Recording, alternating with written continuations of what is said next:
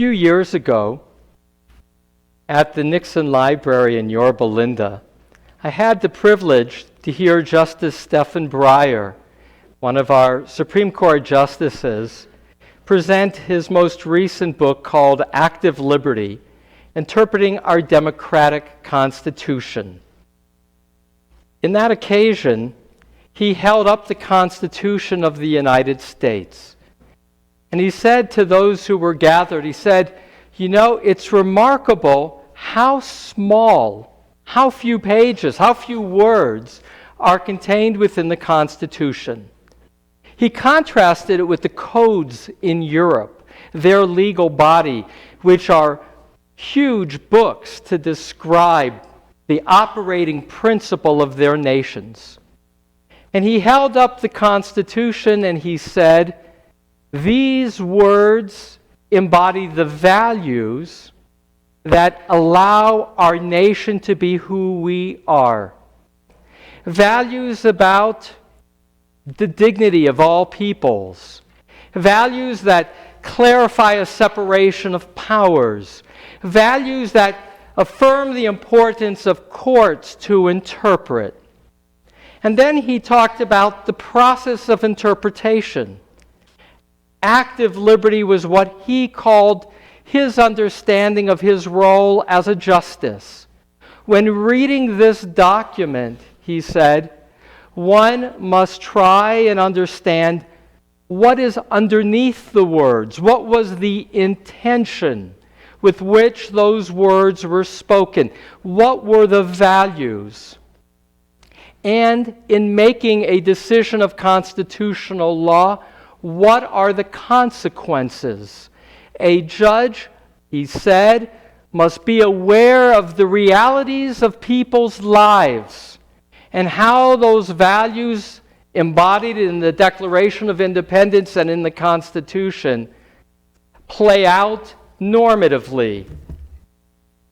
I started this sermon weeks ago because in meeting with you, Lily, I was troubled to acknowledge that there is often a gap between the words of Torah and the lives that we lead. Lead nobly. So there are many verses in today's Torah reading, and as Lily said, there are 72 different laws. 72 or 74? 74 different laws. The most of any parsha of the year. And not all those laws, at least in the literal sense, can be read literally.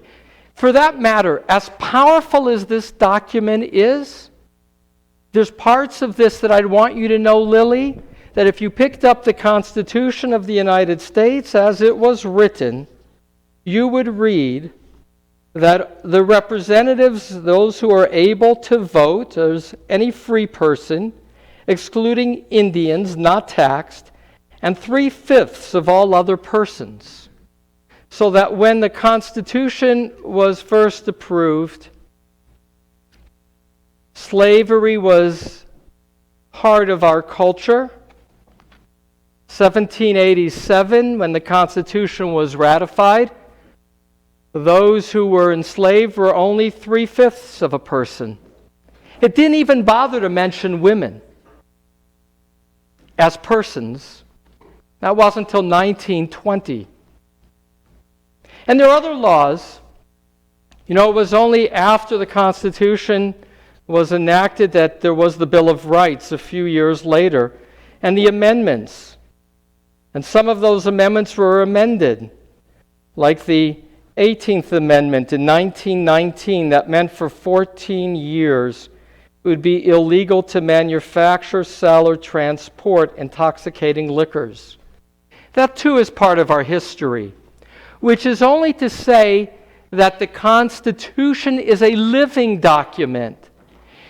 That's the other point that Justice Breyer makes. It's about the people's relationship with a living document through our legislature, through the amendments to Constitution. So now back to Torah. There are revolutionary statements in our Torah reading today. including the opening one of the dignity of a slave who is captured in war and how she's not to be physically violated.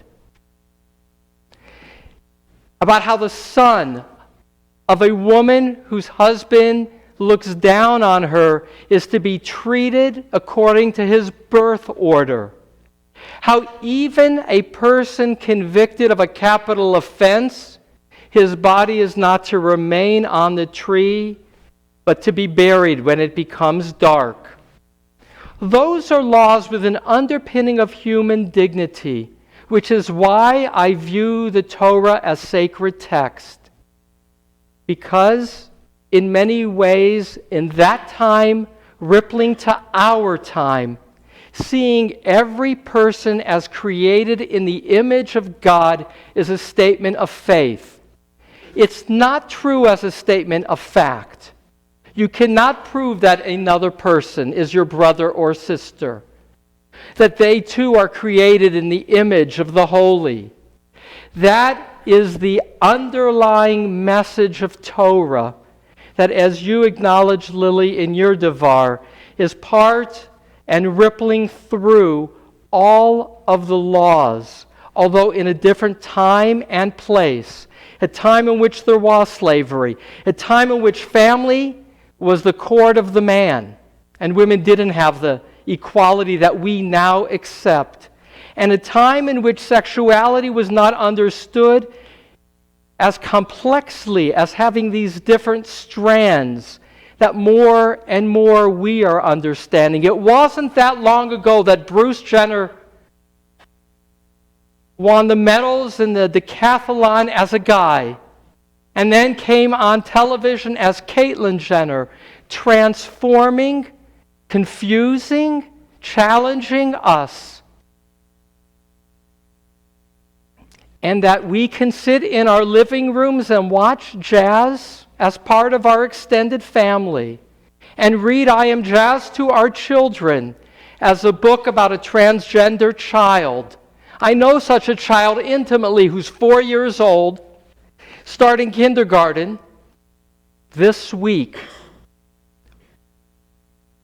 who's undergone a name change and a gender change. It's hard for me to get my head around it at age 4. But it's complicated. And our challenge is to live with tradition and change. A musical instrument that's a string instrument depends on tautness. That string must be pulled in opposite directions in order to get a melody. And that tautness is the life that we lead if we live with openness to change and tradition. Anchored in the past, we have enduring values, particularly the dignity of each person, created in the image of God. And yet there is change in our understanding of human nature, biology, and the culture in which we live. And they, like the U.S. Constitution, are always in dialogue. For us to be a nation that's a nation of the people and by the people, but grounded in the values beyond us. And so just a moment to pause to acknowledge the enormous tragedy of Houston of this week. It is the largest rainfall in U.S. history. A storm, they say, occurs only 500 years. I spoke to family and our rabbinic intern from last year, who's now in Houston with his wife, who's also Rabbi Ariel. When I spoke to Ariel just yesterday, he said, "You can smell the water. It's not just rainwater, it's sewage water all around us." The synagogue that his wife is the rabbi for in Houston has been damaged enormously. 4 feet of water in their basement, in their lower floor, that have destroyed all their 1,000 sidurim. It's a synagogue in which the rabbis, the senior rabbis, could not get there this week because their homes were destroyed. And they were dealing with the trauma to their children, losing homes. And so, this is an opportunity, and in this next week and next 2 weeks, to remind ourselves that We talk of tradition and change and the dynamic that allows that melody, but it's all grounded in love, and love is grounded in loyalty.